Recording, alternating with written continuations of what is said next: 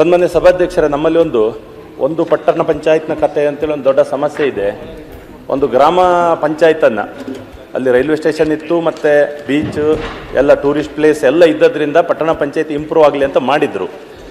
ನಮ್ಮ ಒಂದು ಪಟ್ಟಣ ಪಂಚಾಯತಿಗೆ 114 ಸ್ಕ್ವೇರ್ ಕಿಲೋಮೀಟರ್ ಅಂದರೆ ನಿಮಗೆ ಒಂದು 5 ಪುರಸಭೆ ಮಾಡುವಷ್ಟು ದೊಡ್ಡ ಜಾಗವನ್ನು ಒಂದೇ ಸರ್ತಿ ಹಾಕಿದ್ರು ಜನಸಂಖ್ಯೆಗೋಸ್ಕರ. ಅದನ್ನು ಬೈಫರ್ಕೇಶನ್ ಮಾಡದೇ ಇದ್ರೆ ತುಂಬ ಸಮಸ್ಯೆ ಆಗ್ತದೆ ಅಂತೇಳಿ ಹೇಳಿ ಬೈಫರ್ಕೇಶನ್ಗೆ ಕೇಳಿದೆವು. ನಾವು ಕುಂದಾಪುರ ಪುರಸಭೆ ಇದೆ, ಒಂದು 15 ಸ್ಕ್ವೇರ್ ಕಿಲೋಮೀಟರ್ ಸಾಲಿಗ್ರಾಮ ಪಟ್ಟ ಆಸೈಜಿ ಮಾಡಿ ಅಂತ. ಅದು ಆಗುದೇ ಇಲ್ಲ ಅಂತ ಹೇಳಿದ್ರು, ಅಷ್ಟು ಜನಸಂಖ್ಯೆ ಕಮ್ಮಿ ಆಗುದಿಲ್ಲ ಅಂತ.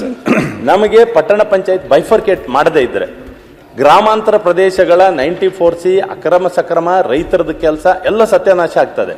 ನಿಮಗೆ ಬೇಕಾದಷ್ಟು ಪ್ರತಿಭಟನೆಗಳು ಎಲ್ಲವೂ ಆಗಿದೆ. ಬೈಫರ್ಕೇಶನ್ ಪ್ರಪೋಸಲ್ ಇಲ್ಲಿವರೆಗೆ ಬರ್ತಾ ಇಲ್ಲ.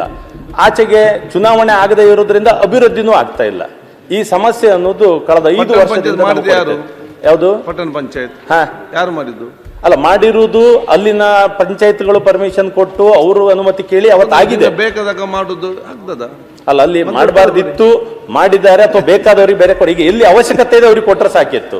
ಈಗ ಈ ಗ್ರಾಮಾಂತರ ಪ್ರದೇಶಕ್ಕೆ ನ್ಯಾಯ ಸಿಗ್ತಾ ಇಲ್ಲ. ಮಾಡುವಾಗ ಆಲೋಚನೆ ಮಾಡ್ಬೇಕಲ್ಲ ಗುರುರಾಜ್ ಅವರೇ, ಅಲ್ಲಿ ಮಾಡುವಾಗ ಆಲೋಚನೆ ಮಾಡ್ಬೇಕಿಲ್ಲ ಇದೆಲ್ಲವನ್ನು. ಈಗ ಅದನ್ನು ಮಾಡಬೇಕು ಅಂತೇಳಿ ಹೇಳುವಾಗ ಸರಿಗೆ ಪಟ್ಟಣ ಪಂಚಾಯತ್ ಇಂಪ್ರೂವ್ಮೆಂಟ್ ಎಲ್ಲ ಬೇಕಂತ ಹೇಳ್ತಾರೆ, ಮಾಡ್ತಾರೆ. ಆದ್ರೆ ಈ forest area 60 square kilometre forest area ಇದೆ ಅಧ್ಯಕ್ಷರೇ. ಆಯ್ತು ಮಂತ್ರಿಗಳೇ.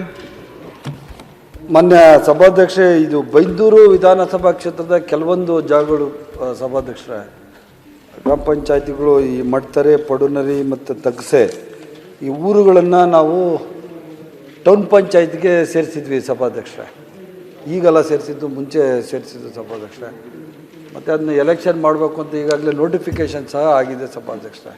ಟೌನ್ ಪಂಚಾಯತಿಗೆ ಇಷ್ಟು ಗ್ರಾಮಗಳನ್ನ ಸೇರಿಸಿದ್ದಾರೆ ಸಭಾಧ್ಯಕ್ಷರೇ. ಈಗ ಮಾನ್ಯ ಸದಸ್ಯರು ಮತ್ತು ಅಲ್ಲಿರೋರು ಭಾಳಷ್ಟು ಜನ ಈ ಟೌನ್ ಪಂಚಾಯತಿಯನ್ನು ಸೇರಿರೋದನ್ನು ಮತ್ತೆ ಡಿಲಿಮಿಟೇಷನ್ ಮಾಡಿ ಮತ್ತೆ ಅದನ್ನು ಗ್ರಾಮ ಪಂಚಾಯತಿ ಮಾಡು ಅಂತ ಕೇಳ್ತಾ ಇದ್ದಾರೆ ಸಭಾಧ್ಯಕ್ಷ. ಅದರಿಂದ ಈಗಾಗಲೇ ಅದು ಎಲೆಕ್ಷನ್ ಸಹ ಅದು ಅನೌನ್ಸ್ ಆಗಿದೆ ಸಭಾಧ್ಯಕ್ಷರೇ. ಆದರೂ ನಾವು ಇದನ್ನು ಕೇಳ್ತಾ ಇದ್ವಿ ಸಭಾಧ್ಯಕ್ಷ, ಯಾವ ಥರ ಮಾಡೋದು ಅಂತ ಹೇಳಿ ನಮ್ಮ DMA ಡೈರೆಕ್ಟ್ರಿಗೆ ಕೇಳಿದ್ವಿ ಸಭಾಧ್ಯಕ್ಷರೇ. ಕೆಲವು ಮಾಹಿತಿಗಳನ್ನ ಕೇಳಿದ್ವಿ ಸಭಾಧ್ಯಕ್ಷರೇ. ಆ ಮಾಹಿತಿಗಳೆಲ್ಲ ಸಮರ್ಪಕವಾಗಿ ಸಿಕ್ಕಿದ್ರೆ ಪ್ರಾಮಾಣಿಕವಾಗಿ ಆ ಗ್ರಾಮಗಳನ್ನು ಮತ್ತೆ ಗ್ರಾಮ ಪಂಚಾಯತಿಗೆ ಸೇರಿಸಲಿಕ್ಕೆ ನಾವು ಪ್ರಾಮಾಣಿಕ ಪ್ರಯತ್ನ ಪಡ್ತೇವೆ. ಸೇರಿಸುವುದಲ್ಲ ಸಚಿವರೇ, ತೆಗೆಯುವುದು.